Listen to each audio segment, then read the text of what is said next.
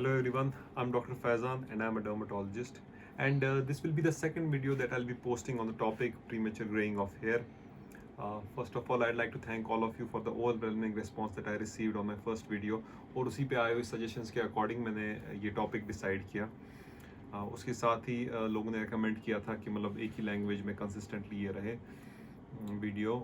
Although it comes more naturally to me to use a combination of languages, but I'll try to keep that to a minimum in this video. And secondly, a disclaimer that I'd like to give कि these videos जो मैं post कर रहा हूँ, these are meant to increase awareness आपकी general education और awareness regarding a problem or a disease बढ़ाने के लिए, ताकि आप एक informed decision ले सको. I never promote over-the-counter medication or self-medication or even over-the-counter consultations या Facebook consultations, especially where you can seek a physical consultation with a dermatologist or a physician.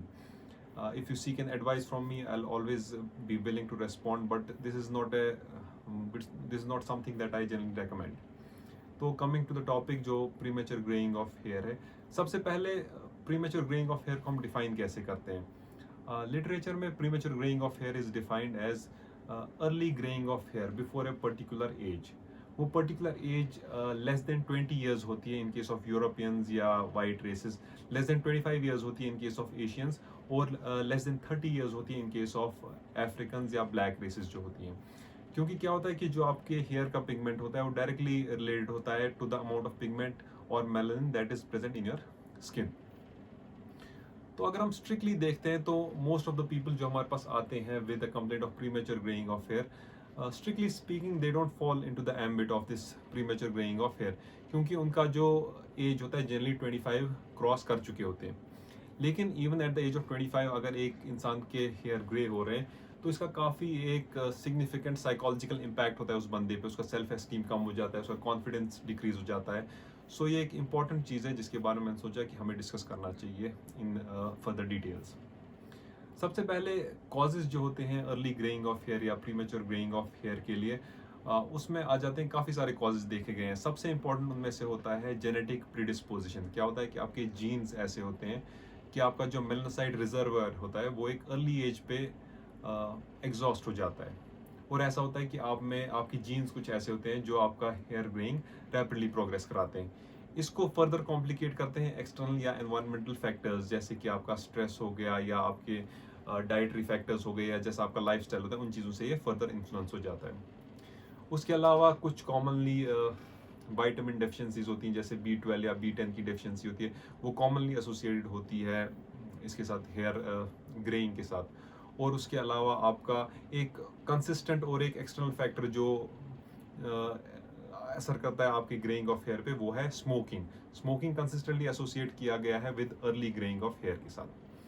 उसके अलावा कुछ सिंड्रोम्स हैं जिनमें आप अर्ली ग्रेइंग ऑफ हेयर देखते हैं, जैसे प्रोटीन एनर्जी माल न्यूट्रिशन हो गया या बाकी सिंड्रोम्स हो गए जिनकी डिटेल्स में मैं नहीं जाना चाहता. यही वजह है कि मैं अक्सर सभी से कहता हूँ कि physical consultation is always better, क्योंकि जब आपका डर्मेटोलॉजिस्ट या एक फिजिशियन आपको देखता है तो एक सिंपल जनरल एग्जामिनेशन के साथ या कुछ सिंपल टेस्ट एडवाइस करके वो इनमें से मेजॉरिटी ऑफ सिंड्रोम्स वगैरह रूल आउट कर सकते हैं. स्पेशली ऐसे केसेस में जहाँ फैमिली हिस्ट्री नहीं होती है अर्ली ग्रेइंग ऑफ हेयर की, या जहाँ पे कुछ एसोसिएटेड सिम्टम्स देखे जाते हैं, जैसे लेथार्जी, कॉन्स्टिपेशन वगैरह देखा जाएगा अगर आपका थायराइड हार्मोन डेफिशिएंसी है जिसे हाइपोथायराइडिज्म कहते हैं. उसके अलावा अगर आपका B12 डेफिशिएंसी एक्सेस है तो आप में परनीशियस एनीमिया देखा जा सकता है जो एक एसोसिएशन है इसकी. इसी तरीके से बाकी सिंड्रोम्स भी रूल आउट किए जा सकते हैं. तो once these syndromes have been ruled out, the only thing that you are left with कि अगर आपका खाली ग्रेइंग ऑफ हेयर है, कि हमने रूल आउट कर दिया कि कोई अंडरलाइंग कॉज नहीं है, तो अब आपकी ट्रीटमेंट में क्या आ जाता है. ट्रीटमेंट में there are variety of drugs. एक बहुत बड़ा आर्मामेंटेरियम है ड्रग्स का जो रिकमेंड किया जाता है, लेकिन most of the evidence in favour is anecdotal. मतलब कोई बहुत ही ज़्यादा रोबस्ट या स्ट्रॉन्ग एविडेंस किसी भी पर्टिकुलर ट्रीटमेंट या थेरेपी की फेवर में नहीं है. लेकिन अब रिकमेंडेशंस क्या होंगी इफ़ यू आस्क मी कि क्या रिकमेंड किया जाएगा. सबसे पहले चीज़ है, सबसे इंपॉर्टेंट मॉडिफाइबल फैक्टर जो है वो है कि अगर आप स्मोकर हो तो you can stop smoking. That's first of all. Second, एक डाइट से अगर आप न्यूट्रिएंट्स हासिल कर सकते हैं, स्पेशली विटामिन B12, B10 वगैरह अगर आप हासिल कर सकते हैं वो एक इम्पॉर्टेंट चीज़ है। अगर डाइट से आपको नहीं मिलते हैं तो विटामिन बी सप्लीमेंटेशंस अक्सर रिकमेंड की जाती हैं for early greying of hair. उसके अलावा अगर आपका कोई मॉडिफाइबल फैक्टर, जैसे अगर आप हाइपोथायराइडिज्म से सफ़र करते हैं तो with thyroid hormone supplementation that can help your greying of hair को रिजॉल्व कर सकती है। उसके अलावा होता है कि कुछ और ट्रीटमेंट्स हैं, जैसे कि कैल्शियम पेंटोथनेट के टेबलेट्स दिए जाते हैं एज अ सप्लीमेंट। उसके अलावा प्रोस्टाग्लैंडिन एनालॉग्स हैं जो कुछ लोकली अप्लाई किए जाते हैं। अगर इस सब के बाद भी आपका ट्रीटमेंट कोर्स जो है वो, कई बार क्या होता है कि despite all the treatments patient is not satisfied, या मतलब इसका जो ट्रीटमेंट है वो उतना contenting, it's not that contenting for the patient. तो ऐसे केसेस में रिकमेंड किया जाता है कि अगर आपके लेस देन 10% हेयर ग्रे हो चुके हैं, it's recommend that you pluck them out. या अगर आपका डिफ्यूज हेयर ग्रेइंग है या बहुत ज़्यादा हेयर ग्रे हो चुके हैं तो हेयर डाई रिकमेंड किए जाते हैं, जिसमें परमानेंट, सेमी परमानेंट डाइज आते हैं या टेम्परेरी और परमानेंट डाइज आते हैं, नेचुरल डाइज वगैरह आते हैं। तो वो सब आ जाते हैं जो कि it's a separate discussion all together, तो हम उसमें नहीं जाएंगे। Even after what I recommend is that कि अगर आपने कंसिस्टेंटली ट्रीटमेंट सीख की है किसी डर्मेटोलॉजिस्ट या किसी फिजिशियन से जिसके अच्छे क्रेडेंशियल्स हैं, और despite seeking treatment on repeated occasions, अगर आपको फ़र्क नहीं लग रही है या आपका जो रेस्पॉन्स है वो डिसअपॉइंटिंग है, तो I would recommend you not to go for doctor shopping. मतलब एक से दूसरे डॉक्टर तक जाते रहें, उससे कुछ खास हासिल होता है नहीं।